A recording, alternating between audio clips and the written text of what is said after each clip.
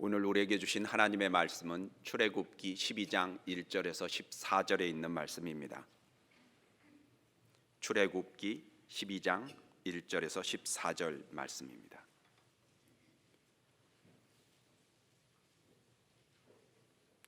한 절씩 교독하시겠습니다. 여호와께서 애굽 땅에서 모세와 아론에게 일러 말씀하시되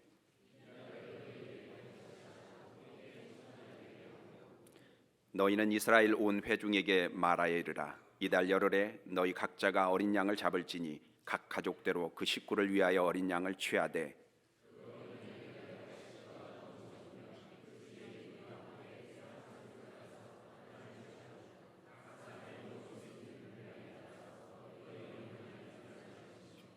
너희 어린 양은 흠없고 1년 된 수컷으로 하되 양이나 염소 중에서 취하고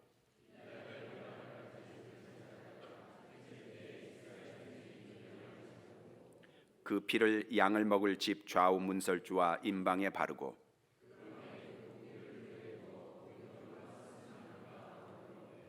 날 것으로나 물에 삶아서 먹지 말고 머리와 다리와 내장을 다 불에 구워 먹고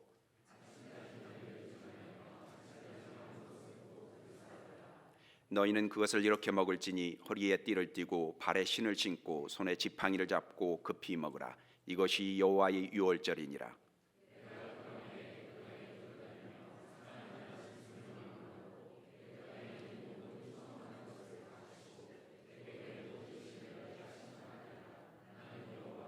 내가 애굽 땅을 칠 때 그 피가 너희가 사는 집에 있어서 너희를 위하여 표적이 될지라. 내가 피를 볼 때 너희를 넘어가리니 재앙이 너희에게 내려 멸하지 아니하리라. 같이 읽으시겠습니다. 너희는 이 날을 기념하여 여호와의 절기를 삼아 영원한 규례로 대대로 지킬지니라. 아멘.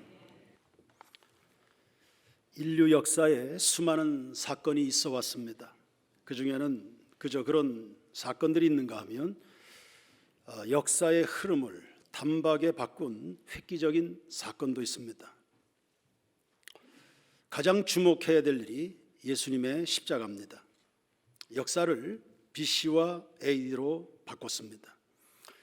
그분이 우리 죄를 대신해서 십자가에서 죽으시고 3일 만에 부활하셔서 믿는 모든 자들에게 산 소망이 되어 주셨습니다.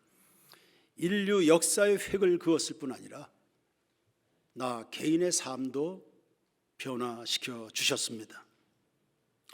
세상에서야 아무 관심 없는 십자가 있겠지만 믿는 자들에겐 아주 중요한 사건입니다. 고린도전서 1장 18절에 십자가의 도가 멸망하는 자들에게는 미련한 것이요 구원받는 우리에게는 하나님의 능력이라 했습니다. 이 십자가를 중심으로 역사가 흘러왔습니다. 그리고 이 십자가가 갈보리 언덕에 세워지면서부터 역사는 대반전을 이루게 된 겁니다. 그리고 이 십자가를 가장 대표적으로 상징하는 구약의 사건이 유월절입니다. 유월이란 넘어간다는 뜻입니다. 애굽에서 10번째 재앙이 실시될 때에 죽음의 천사가 애굽에서 난 모든 장자와 짐승의 첫 새끼를 치게 되는데 그때 이스라엘 백성은 재앙에서 면제받으면서 생겨난 말입니다. 유월절은 세 가지 의의를 가지고 있습니다. 첫 번째, 하나님 백성의 새 출발입니다. 본문 1절과 2절을 보시지요. 여호와께서 애굽 땅에서 모세와 아론에게 일러 말씀하시되 이 달을 너희에게 달의 시작 곧 해의 첫 달이 되게 하라고 말씀했습니다. 그동안의 달력이 무시되는 겁니다. 그리고 민족적으로 전체 생일을 새로 맞이하는 것처럼 이스라엘의 역사가 새롭게 기록이 됩니다. 유월절이 일어난 시점은 종교력으로 아빕월입니다. 지금으로 3, 4월에 해당합니다. 봄이죠. 만물이 소생하여 꽃 피는 계절입니다. 이 시점에 하나님은 당신의 백성을 구원하셔서 새 출발을 선포하신 겁니다. 여러분, 인생의 시작은 예수 그리스도를 만나면서부터입니다. 베드로가 예수님을 만나면서, 바울이 예수를 만나면서, 그리고 이 자리에 있는 저도 청소년 시절에 예수를 만나고 성령을 받으면서 새 인생을 살게 됐습니다. 그리고 다시 태어나도 나는 예수 믿는 이 길을 가리라. 그래서 그 예수 그리스도로 말미암아 진정한 삶의 의미가 무엇인지를 발견하게 됐습니다. 엄마 뱃속에서의 출생을 육체적 출발이라 하죠. 예수 믿는 것은 영적인 새 출발입니다. 고린도후서 5장 17절에 그런즉 누구든지 그리스도 안에 있으면 새로운 피조물이라. 이전 것은 지나갔으니 보라 새 것이 되었도다. 아멘. 그러므로 예수를 알기 전의 인생은 다 가리워져 있는 겁니다. 요셉이 하나님의 꿈을 받기 전까지 17살 이전의 생애는 가리워져 있습니다. 주의 꿈을 마음에 품으면서부터 그는 새 인생과 함께 역사에 주목을 받기 시작합니다. 다윗도 사무엘 선지자를 만나서 자기 자신을 향한 하나님의 계획을 듣게 되면서부터 인생이 새로워집니다. 여러분, 예수가 여러분의 주님이십니까? 우리가 진정으로 예수를 만나 하나님의 나라를 드디어 소망하게 살게 된다면 이것이야말로 인생의 진정한 봄이 되는 것입니다. 두 번째, 유월절은 보혈의 능력입니다. 3절 이하를 보시면 유월절 행사를 지키는 그 예식이 구구절절 소개되어 있습니다. 핵심은 어린 양을 준비하는 겁니다. 경우에 따라서 염소로 준비할 수도 있습니다. 염소가 값이 쌌기 때문에 가난한 자를 위한 배려였습니다. 여러분, 돈 없어서 구원 못 받는 일은 없습니다. 가진 것이 없어서, 아는 것이 없어서 나는 천국 못 간다, 이런 건 없습니다. 누구든지 그리스도 예수 안에 있으면 새로운 피조물이라 했습니다. 짐승을 준비하되 가족별로 가족 수를 고려해서 양을 한 마리씩 준비했습니다. 흠없는 1년 된 수컷으로 준비했습니다. 가장 사랑스럽고 성결하여 하나님이 받으실 수 있는 제물로 준비한 겁니다. 예수님이 생각나는 제물입니다. 그달 열흘에 준비하고요, 그달 열 나흔 날에 일제히 양을 잡습니다. 4일간의 기간이 있습니다. 양의 죽음, 죄 때문에 내가 죽어야 되는데 양이 대신 죽네, 죄의 무게를 묵상하는 시간입니다. 죄인은 죽는다는 겁니다. 이 죄인이 어떻게 구원받을까를 묵상도 하겠죠. 그리고 양을 잡아서 그 피를 임방과 문설주에 바릅니다. 이 집은 하나님의 백성임을 표시하는 겁니다. 집안 내부에 바르지 않습니다. 외부에 바릅니다. 피로써 이 가정이 하나님의 보호받을 뿐만 아니라 구원의 은총을 외부적으로 적극적으로 드러내는 의미입니다. 사람이 마음으로 믿어 구원에 이르고 입으로 시인하여 구원에 이른다. 마음으로 믿어 의에 이르고 입으로 시인하여 구원을 받는다. 8절 이하를 보시면 고기는 구워 먹고 그리고 무교병과 쓴 나물을 함께 먹습니다. 고기를 날로나 삶아서 먹지 않습니다. 머리와 정강이 내장을 다 불에 구워 먹습니다. 남는 것은 불에 사릅니다. 불이 등장합니다. 우리의 구원받는 것이 예수님의 풀 같은 시련을 통해서 얻게 된 구원임을 알려주는 것입니다. 그리고 구원받은 성도들은 불 같은 시련을 통과해서 정금 같은 믿음의 사람으로 거듭난다는 것을 말합니다. 세인교회 모든 교우들의 심령마다 성령의 불이 임하기를 축원합니다. 고린도전서 5장 7절에 너희는 누룩 없는 자인데 새 덩어리가 되기 위하여 묵은 누룩을 내어버리라. 우리의 유월절 양 곧 그리스도께서 희생이 되셨느니라. 아멘. 출애굽 때 이스라엘 백성을 살리기 위해 어린 양이 죽었다면 오늘은 죄 때문에 저주를 피할 수 없는 우리를 구원하기 위하여 예수 그리스도께서 준비되신 겁니다. 베드로전서 1장 18절 이하입니다. 너희가 알거니와 너희 조상의 유전한 망령된 행실에서 구속된 것은 은이나 금같이 없어질 것으로 한 것이 아니요 오직 흠없고 점없는 어린 양 같은 그리스도의 보배로운 피로 한 것이니라. 그는 창세전부터 미리 알리신 바 된 자니 이 말세에 너희를 위하여 나타나신 바 되었으니 너희는 그를 죽은 자 가운데서 살리시고 영광을 주신 하나님을 그리스도로 말미암아 믿는 자니 너희 믿음과 소망이 하나님께 있게 하셨느니라. 아멘. 유월절 사건의 결론입니다. 너희 믿음과 소망이 누구에게요? 오직 하나님이십니다. 여러분, 10번째 재앙이 진행될 때에 애굽의 장자가 다 죽었습니다.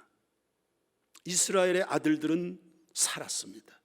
다 같은 자녀들입니다. 다 같은 죄인입니다. 다 같은 영토 안에 있었습니다. 그런데 한 부류는 심판받고 한 부류는 살았습니다.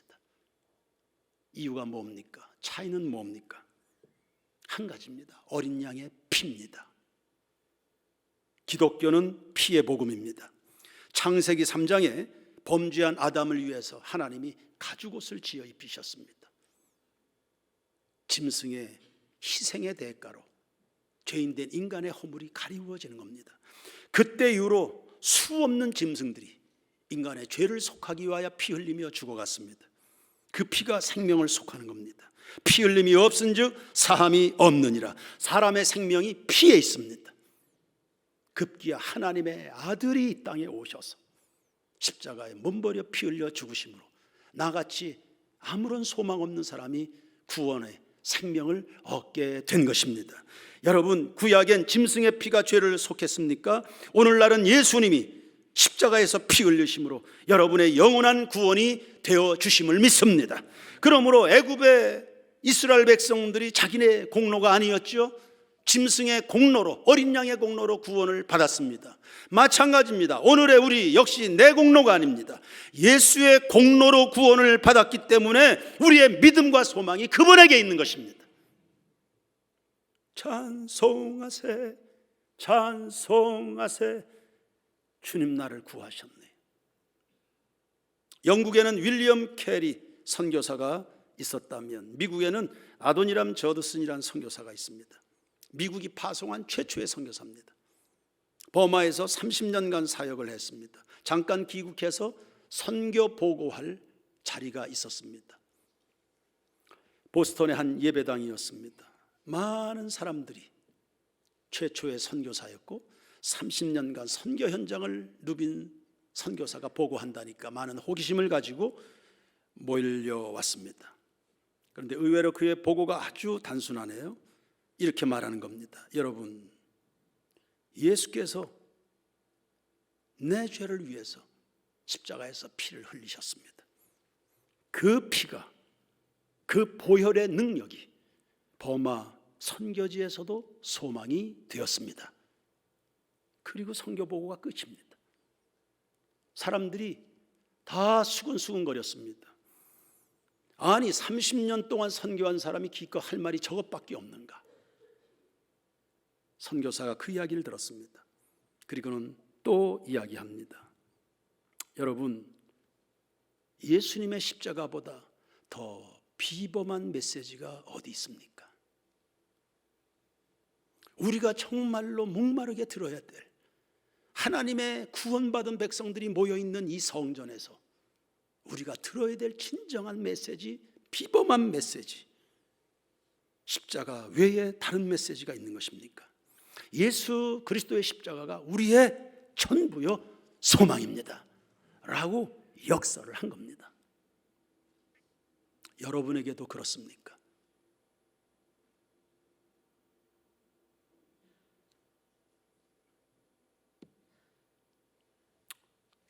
여러분에게도 그렇습니까? 여러분의 믿음과 소망이 과연 예수에게만 있는 것 맞습니까? 오늘날 여러분이 기대어 살고 싶은 대상이 정말 예수님 맞습니까?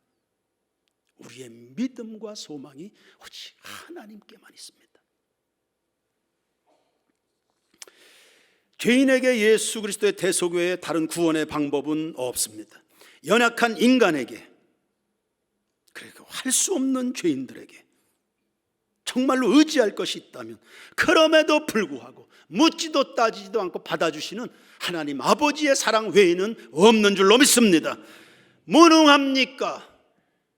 그런 우리에게 새 힘을 주시는 분 성령님 하나님밖에 없는 줄로 믿습니다. 그래서 우리의 믿음과 소망은 오직 그분에게만 있습니다. 그분만 오늘 이 자리에서 존귀와 영광을 받으시기를 축원합니다. 세 번째, 유월절은 미래지향적입니다. 이스라엘 백성들이 어린 양의 공로로 애굽 종살이에서 해방이 됐습니다. 지긋지긋한 종살이였습니다. 드디어 모든 메인줄이 풀어졌습니다. 그리고 그것으로 끝입니까? 종살이 했습니다. 신세가 바뀌었습니다. 그럼 애굽의 권력을 잡고 거기에서 호강을 누리는 겁니까? 아니었습니다. 하나님이 오래전부터 약속하셨던 주님이 예비하신 땅을 향해서 새 출발을 해야 됐습니다. 여러분, 예수님이 십자가에서 죽으셨습니다. 죽음이 끝입니까? 아니죠. 부활을 위한 죽음이었습니다. 그래서 우리에게는 늘 믿음과 소망이 예수님에게 있습니다. 오늘을 살면서 과거에 매이지 않습니다. 우리는 항상 미래 주님이 예비하신 축복을 향해서 나갑니다. 내가 예수 믿어서 죄 사함 받았다, 하나님의 자녀가 됐다, 나는 멸망하지 않는다로 만족하는 겁니까? 아닙니다. 우리는 하나님의 자녀로서 부활의 능력을 힘입어 험한 세상 가운데서 믿음의 선한 싸움을, 말씀을 붙들고 살아가는, 그래서 날 사랑하시는 분 예수, 우리의 믿음과 소망이 예수에게 있다는 이 사실, 그리고 나뿐만 아니라 전 인류가 믿어 구원을 받아야 될 분이 예수라는 이 사실을 선포하며 살아가야 될 줄로 믿습니다. 로마서 12장 1절에 그러므로 형제들아 내가 하나님의 모든 자비하심으로 너희를 권하노니 너희 몸을 하나님이 기뻐하시는 거룩한 산 제물로 드리라. 이는 너희의 드릴 영적 예배니라. 아멘. 구원받은 자로서 날마다 삶의 현장에서 하나님이 받으실 수 있는 제물로 살아가는, 그것도 영광스러운 제물로 살아가는 새인교회 교우들 되기를 축원합니다. 나는 무엇에서 죽어야 될까? 나는 어느 부분을 아직도 십자가에 못 박질 못하고 있는가? 그 믿음의 길을 가는 것은 좁고 협착합니다. 광야 이스라엘 백성들이 그랬습니다. 믿음으로 사한다는 것. 예수 안 믿으면 참 편할 텐데, 내가 하나님의 사람이 아니라면 할 수 있는 일들이 더 많을 텐데, 그런 시험이 올 때도 많습니다. 그만두고 싶다, 도망치고 싶다, 부인하고 싶다, 모른 척하고 싶다, 외면하고 싶은 순간들이 많이 있을 겁니다. 이스라엘 백성들은 광야를 거두면서 먹을 것과 싸우고 마실 물과 싸웠습니다. 자기들끼리도 싸웠습니다. 시험이 많았고 지칠 때가 있었습니다. 그래서 구원해낸 이스라엘 백성들을 향해서 하나님이 대안까지도 준비해 놓으셨네요. 그게 14절입니다. 다 같이 읽겠습니다. 본문 14절 시작. 너희는 이 날을 기념하여 여호와의 절기를 삼아 영원한 규례로 대대로 지킬지니라. 아멘. 기념, 절기, 대대로 지켜라.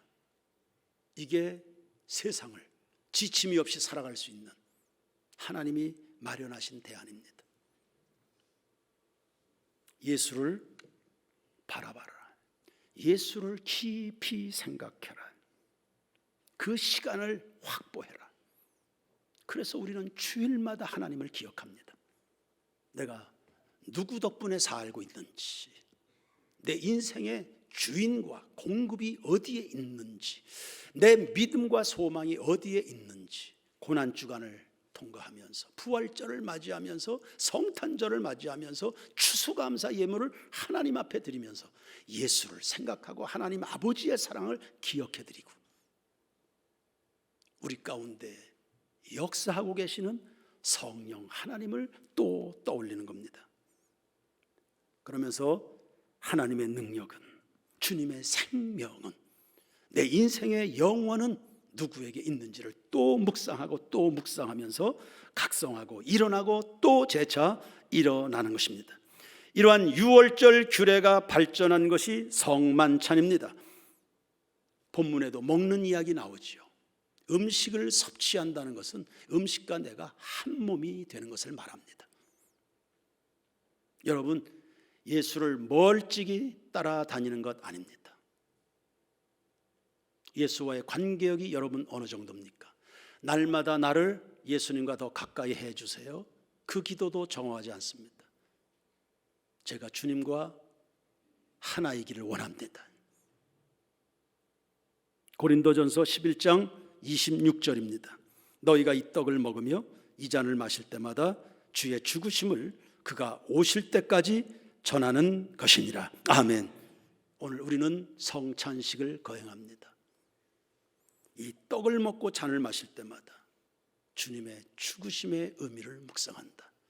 예수의 십자가가 나와 무슨 상관이 있는 것인가? 아니, 상관 있기를 원합니다. 할렐루야. 예수의 죽으심이 나와 관계 있기를 원합니다. 예수의 부활이 곧 내 부활이기를 원합니다. 그래서 내 믿음과 소망이 온전히 예수께만 있기를 원합니다. 거짓된 그리고 허망한 것들에 속아왔던 내 시선이 다시 예수님께로 향하는 겁니다. 성찬식은 보이는 설교입니다. 우리의 믿음과 소망을 하나님께 두기 위한 겁니다. 구원받았음에 감사하고 내 안에 잠자고 있었던 소망을 새롭게 하는 오늘의 이 성찬식 되기를 주의 이름으로 축원합니다.